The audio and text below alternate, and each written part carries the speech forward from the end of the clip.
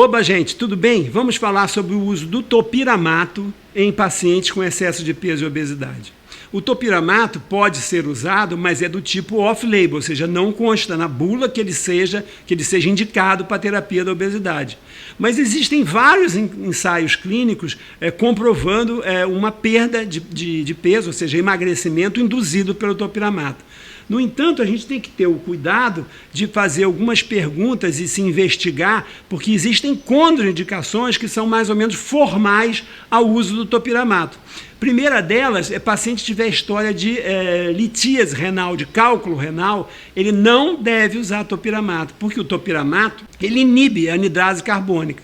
Como inibe a anidrase carbônica, a urina passa a ficar muito mais ácida. Então, todos os cristais que precipitam em urina ácida, principalmente ácido úrico e ácido fosfórico, passam a ter uma intensidade muito maior de precipitação e pode desenvolver um cálculo renal. Então, paciente com história de litíase renal não se deve usar o topiramato.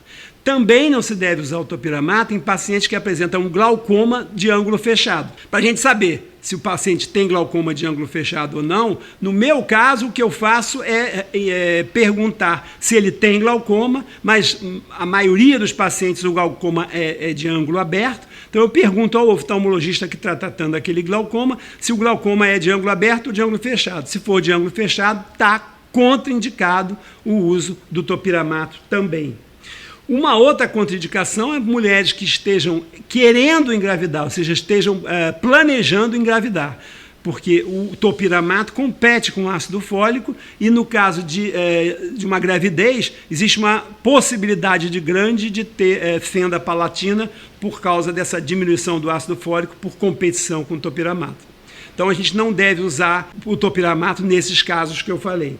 E a gente deve pensar em usar o topiramato no caso de paciente que tem aquele comer emocional. A principal indicação do topiramato é paciente que, quando fica nervoso, quando fica ansioso, quando fica excitado, quando fica tenso, ele aumenta a ingesta, principalmente a ingesta no período vespertino e à noite.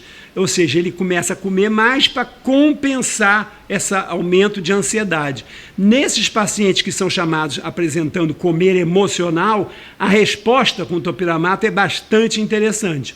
Também, lógico, como o topiramato é um anticonvulsivante, pacientes que, além de excesso de peso, apresentem história de crise convulsiva e, além disso, história de comer emocional, é mais um motivo para a gente pensar em usar o topiramato.